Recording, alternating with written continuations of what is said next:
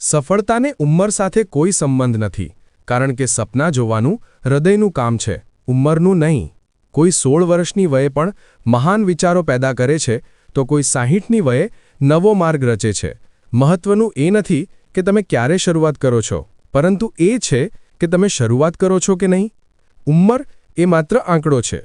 ઉત્સાહ, ધીરજ અને દ્રઢ નિર્ણય જ સફળતાની સાચી કુંજી છે. આજની વાર્તા.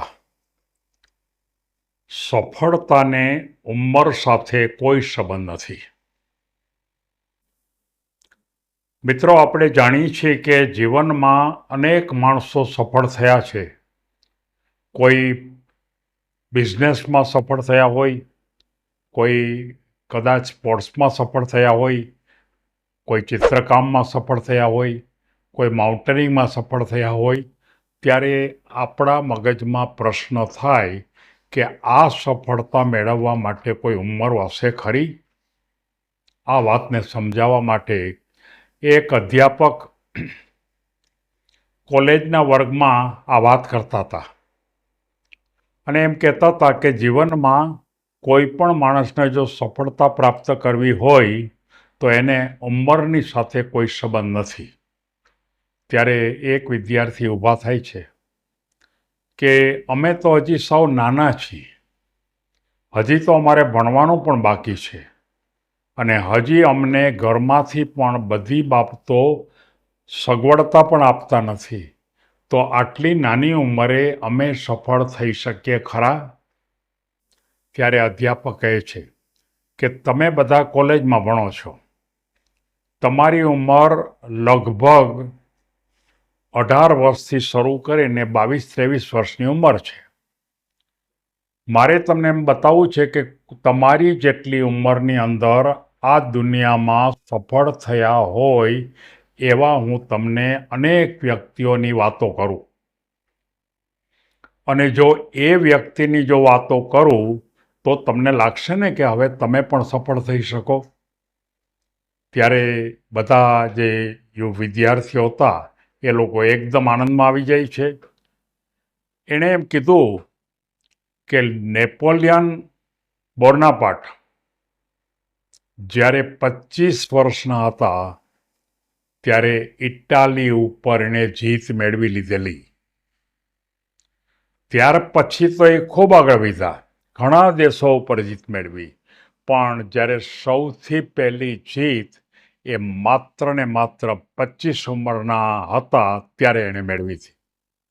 ત્યારે બધાએ વિદ્યાર્થીઓ એકબીજાની સામે જોવા માંડ્યા કે આપણે તો 25 વર્ષ તો બહુ નજીકમાં જ છે, તો આપણે તો હજી એવી કોઈ જીત કે એવા કોઈ પ્રકારની વાત આપણા મગજમાં આવી જ નથી. અધ્યાપક એમ કહે છે કે હજી હું તમને વાત કરું. તમને ખબર છે કે સિકંદર આખા વિશ્વના બધા દેશને જીતવા માટે નીકળ્યા. એટલે બધા કે બરોબર છે. ત્યારે એની ઉંમર કેટલી હતી? કોઈને ખબર છે? ત્યારે કોઈ કે એમ કીધું કે બહુ ચોક્કસ ખબર નથી. ત્યારે એ અધ્યાપક એમ કહે છે કે એ વખતે એની ઉંમર માત્ર 22 વર્ષની હતી. વિદ્યાર્થીઓ વિચાર કરી મળ્યા. પોતાના વર્ગમાં જ 22 વર્ષના કેટલાક વિદ્યાર્થીઓ હતા. એને એમ થયું કે હજી તો અમે ગ્રેજ્યુએટ પણ થયા નથી, અને એ તો 22 વર્ષની ઉંમરે એ વિશ્વને જીતવા માટે પોતાની સૈનિકો સાથે બહાર નીકળી ગયા હતા.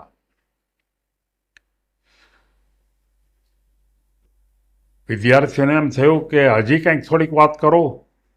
ત્યારે એણે એમ કીધું કે ફ્રાન્સની જે ક્રાંતિ થઈ, તમને ખબર નથી કે એ જે ક્રાંતિ થઈને એ બહુ મોટી ક્રાંતિ હતી, અને એમાં જેણે નેતૃત્વ કર્યું એ એક લેડી જૈન, એ માત્ર 17 વર્ષના હતા. તમારા બધાય કરતા નાના, તમે બધા જ 17 વર્ષ કરતા મોટા છો, અને આ જે લેડી હતા એ લેડીએ આ ક્રાંતિનું નેતૃત્વ લીધું હતું અને બધા એની પાછળ ગયા હતા. ત્યારે એક વિદ્યાર્થીએ એમ કીધું કે આ બધા તો પરદેશના હતા, આપણા ભારતના કોઈ એવા ખરા? પરદેશમાં તો કદાચ સગવડતા હશે એટલે આગળ નીકળી જતા હશે. ત્યારે એણે એમ કીધું કે ઝાંસીની રાણીનું નામ તમે સાંભળ્યું છે? તો કે હા, ઝાંસીનું રાણીનું નામ સાંભળ્યું છે.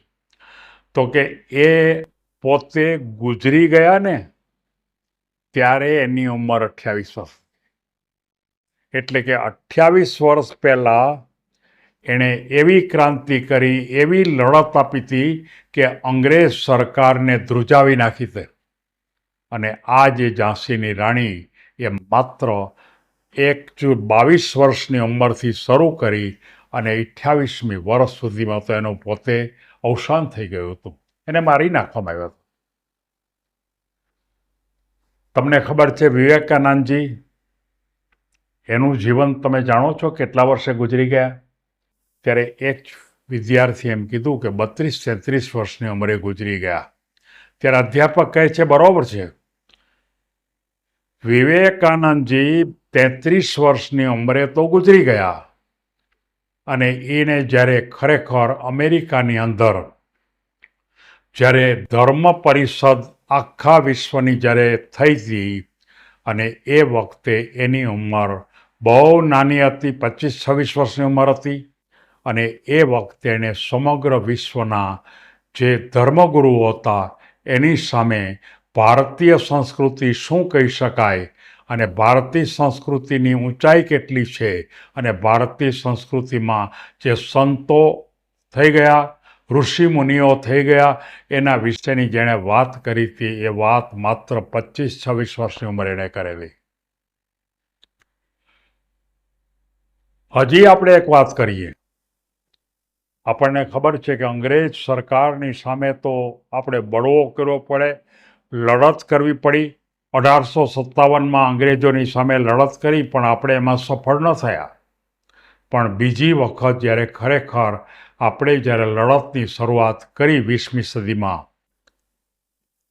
એ વખતે આપણને ખબર છે કે આપણા કેટલાય યુવાનો 14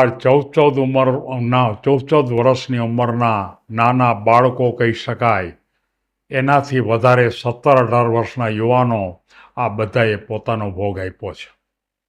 અંગ્રેજ સરકારે કેટલાકને ફાંસી આપી, કેટલાકને ટ્રક નીચે કચડી નાખ્યા, અને આવા અનેક યુવાનો જે પોતાના દેશ માટે એણે ભોગ આપ્યો, અને એને કારણે ખરેખર ભારત દેશ આઝાદ થયો 1947માં.